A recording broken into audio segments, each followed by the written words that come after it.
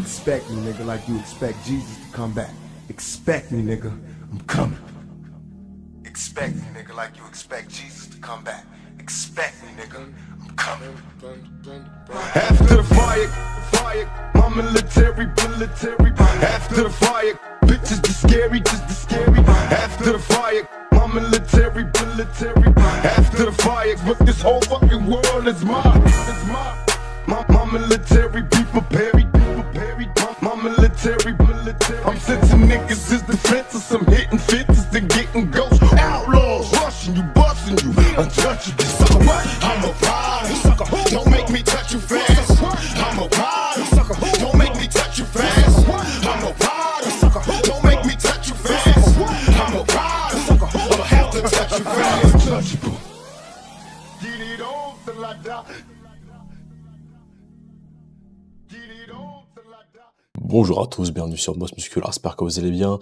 Avant de commencer la vidéo, comme d'habitude, pensez à mettre un petit like sur la vidéo pour me soutenir, un petit commentaire pour le référencement, et on commence directement avec Barbara Ménage, qui finit 4ème, donc en Women's Physique. Je l'ai trouvée en très bonne condition, je l'avais au moins 3ème sur ce call-out, elle était dans le top 5, ça c'était assez évident.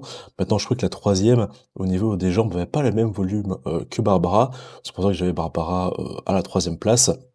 Alors c'est vrai qu'elle a déjà été plus sec que ça cette année, mais malgré tout, je trouvais pas nécessairement que celle qui était devant elle avait une condition bien meilleure que la sienne. Mais bon voilà, ça reste quand même un top 4, c'est déjà ça pour elle, c'est déjà ça de gagner, en espérant qu'elle fera mieux l'année prochaine. Elle reste quand même l'athlète française la mieux classée à cette Olympia, donc voilà, déjà pour ça, bravo à elle. Et on enchaîne directement donc avec le 212, alors sans surprise, c'est Keon Pearson qui gagne, qui prend la victoire comme c'était prédit. Alors à voir maintenant quel va être son prochain move, sa prochaine décision.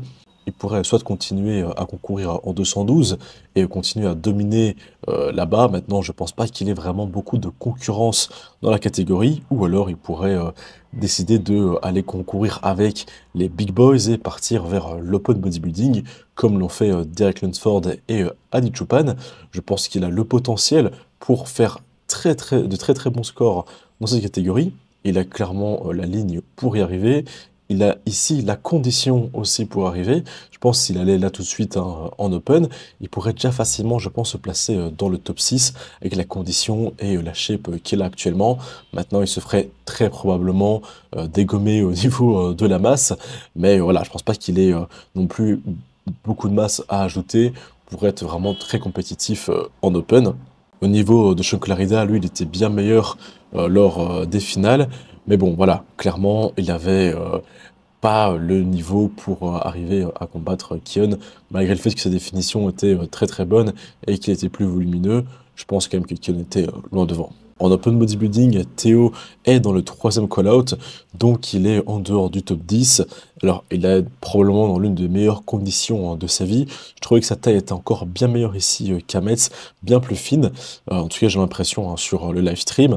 Il manque par contre quand même pas mal de volume s'il veut arriver à craquer le top 10. Alors par sa taille, comme il est assez grand, face à des gars plus petits, ça passe assez bien et il a pas l'air, entre guillemets, l'air maigre.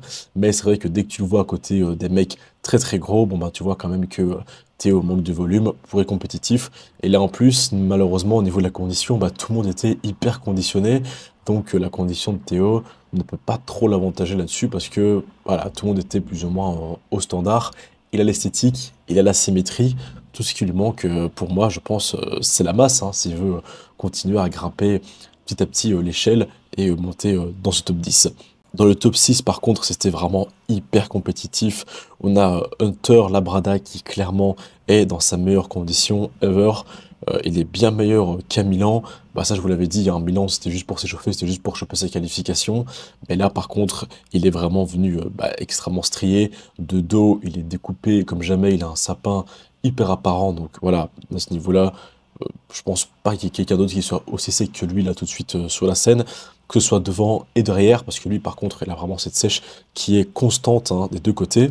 Il pourrait facilement, je pense, se placer 5e voire 4e, c'est pas impossible du tout, même si pour moi, voilà, il y a quand même quelques soucis qui font que 4e, ça reste quand même, allez, on va dire, un grand espoir. Franchement, pour qu'il fasse quatrième, c'est que les deux qui sont possiblement devant lui soient off au final. Donc possiblement devant lui, il y a déjà Martin Fitzwater qui est peut-être même top 4. Il a une super condition, mais pour moi, il est un petit peu surestimé. Le dos est pas vraiment très très ouf. Il est très bon de face, ça c'est clair, et aussi de côté. C'est vraiment la grosse surprise hein, de cet Olympia.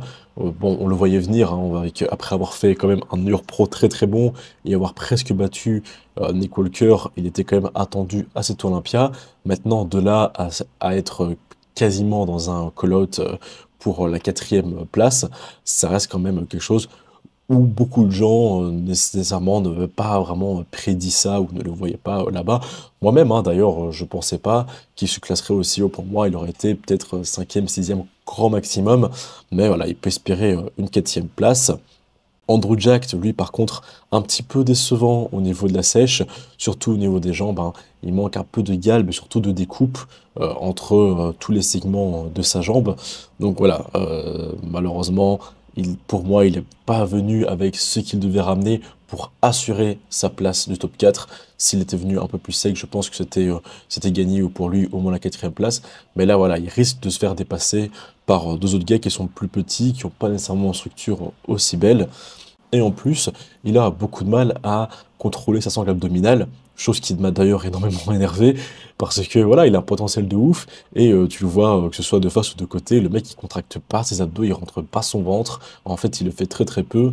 Quand il fait un side chest, il contracte ses obliques pendant une seconde ou 2 secondes, et puis après il les relâche. Enfin voilà, c'est pas normal, tu peux pas faire ça à Olympia. Si tu veux passer quatrième, c'est mort, voilà. Derrière lui, t'as quand même Fitzwater et Hunter Labrada, qui eux sont irréprochables sur leur posing. Et clairement, si dépasse Andrew, bah, j'ai envie de te dire, ce sera probablement mérité, parce que si t'as un posing qui est pas au point à Olympia, bah t'étonnes pas si tu perds une ou deux places, alors que t'as l'esthétique, la condition, hein, etc. Maintenant, tout n'est pas perdu pour lui, il peut encore rattraper les choses au final et valider sa quatrième place, mais je pense que pour lui, là, le top 3, c'est mort, hein. Alors, en dehors du top 6, on a Brandon Curry et Raphaël Brandao. Ils étaient tous les deux très attendus. Par contre, voilà, ils sont relativement plats, tous les deux, vraiment pas conditionnés suffisamment pour être au niveau. Les autres sont bien meilleurs, donc voilà, ils sont en dehors de ce top 6, probablement 7, 8 ou 9e pour eux deux. Et alors le top 3 est extrêmement difficile. Alors c'est le même que l'année passée. Ça, bon, je pense que c'était certain qu'on aurait les mêmes personnes. On a Derek hein, qui est bien meilleur de dos. Il a bien sûr les pecs plus striés et plus volumineux de face qu'avant. Donc ça c'est quand même pas mal, hein. Il a pris plus de masse. Donc d'une certaine manière il a rempli un petit peu son cahier des charges par rapport à ce qu'il devait amener, mais il est toujours quand même un petit peu soft, malgré le fait qu'il y a un peu plus de stries sur les pecs. Tu vois quand même que voilà, les épaules, les bras, ça manque de découpage et c'est un peu flotteux. De dos, très très bonne condition, il est découpé, plus volumineux aussi, donc voilà, ça c'était un petit peu certain, on savait qu'il allait venir meilleur que l'année dernière, mais j'ai trouvé un peu plus découpé et plus dur l'an passé de dos. Maintenant, voilà, par contre, le live stream, je vais pas vous mentir, il est dégueulasse. Il y a un contraste énorme. Donc, les mecs, ils sont tous hyper sombres. Pour vous dire, genre, les blancs, enfin, les athlètes blancs, ils sont presque noirs. Et alors, bah, les Renois, comme Samson ou Andrew Jack, dès qu'ils ont un fond noir derrière eux, ils disparaissent complètement, voilà, tu les vois plus. Donc c'est impossible de voir leurs conditions, leurs définitions. C'est très difficile de juger les choses parce que bah, voilà, le live stream a juste un contraste beaucoup trop élevé et c'est illisible. J'ai dû regarder les photos après pour vraiment me rendre compte de la définition de ces athlètes parce que tu vois rien. Donc voilà, par contre, voilà, Adi, il est sec comme le désert, il est bien meilleur de dos que Al Arnold et que l'an dernier. Par contre, voilà, il est quand même toujours loin de Derek, hein, de dos, ça reste normal.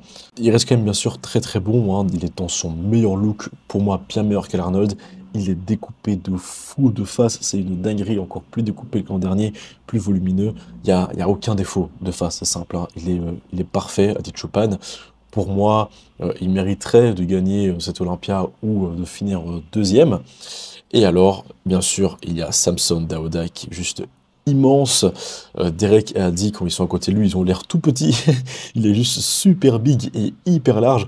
Alors, il est encore un peu flotteux, pardon, mais ça sera sûrement au max de sa sèche au final, hein. Là, il va encore continuer à pisser de l'eau et il sera, je pense, bien sec. Il pourrait gagner l'Olympia, hein. Ça, c'est vraiment une possibilité. Il était plusieurs fois au milieu. Pour moi, il gagne au moins 3 poses. Il gagne déjà le side chest. Il a une largeur de dingue sur le side chest. Pour moi, c'est pour lui. Le back lat spread. Et oui, je lui donne une pose de dos. Je ne donne pas à Derek. Parce que voilà, pareil, hein, sa largeur, sa taille. Sur la spread de dos, il est vraiment super bon. Et la spread de dos, c'est pas une pose où Derek est super dominant. Le double biceps, c'est certain. Mais le lat spread, il n'était pas non plus le plus dominant. Et il peut se faire dépasser par Adi ou Samson. Et pour moi, là, ici, Samson, il le dépasse sur cette pose. Et alors, bien sûr, le Moss Muscular, bah bon, voilà, quand tu fais 1m82 avec le volume qu'il a et la masse qu'il a, tu ne peux pas perdre un Moss Muscular. Bien qu'il n'a pas l'effet super découpé de Chupan sur le Moss Muscular, il a quand même l'effet masse et volume. Donc pour moi, je donne aussi à Samson. En plus de ça, il est hyper esthétique, il est massif. Donc voilà, c'est très difficile à départager comme top 3. Là, ici, je vous ai cité le top 3 comme ça. Pour moi, c'est mon top 3. J'ai Derek 3e, Adi 2e et Samson 1er. Maintenant, je ne pense pas nécessairement que ce sera le top 3 que les juges vont prendre et décider. Ils n'ont pas vraiment l'air non plus d'avoir quelqu'un en tête numéro 1. J'ai plus l'impression que l'année passée, ça allait plus vers Derek, c'était plus certain, alors que cette année-ci, c'est encore plus difficile à départager. Mais j'ai quand même la petite impression, et même aussi quand tu es sur les réseaux, tu dis un petit peu ce que les autres personnes disent qui sont sur place, j'ai fort l'impression que ça part vers Samson plutôt que Derek. Donc voilà, Derek, il est pas à 100%, je trouve. Adi, lui, il l'est. Samson, il n'est pas à 100% non plus au niveau de la condition, mais il a rajouté tellement de volume et de masse, et ça va tellement bien ensemble, que je pense que même pas à 100%, il reste quand même très dominant. Donc voilà, j'ai très hâte de voir quelles vont être les finales. Ce sera bien sûr, voilà, cette nuit hein, aussi, probablement vers les alentours de 6 h du matin. Je pense qu'on aura les finales en open, 5-6 h du mat. Le live, on le reprendra bien sûr à, je crois que ce sera 4 h du mat, puisque ça commence à 19 h. Ce sera à 4 h du matin. On reprendra le live et je prendrai aussi un live à 18 h 30 où on aura l'occasion de voir les classiques physiques et les messes physiques. Donc voilà, pour ne rien manquer, bien sûr, à penser à vous abonner à mon Instagram sur Moss Muscular. C'était Karim de Moss Muscular. À bientôt. Ciao. I'm just a slim figure, that loves and pull triggers. Don't ask too many questions, you're so quick to get tested. Women, they love this, homie stuck out to this. I'm on your blind side, baby, rock a bye-bye. They call the cops quickly, but they still won't get me. Man, cause your girl just kissed me, won't let her leave no hickets. I'm from the streets, dawg, now where you from, dawg? Now get me blow, please, get my homies roll with me, sucker. I'm a rider, sucker, don't make me touch you fast. I'm a rider, sucker, don't make me touch you fast. I'm a rider, sucker, don't make me touch you fast. I'm a rider, sucker, I'ma have to touch you fast. Get it on till I die. Get it on till I die.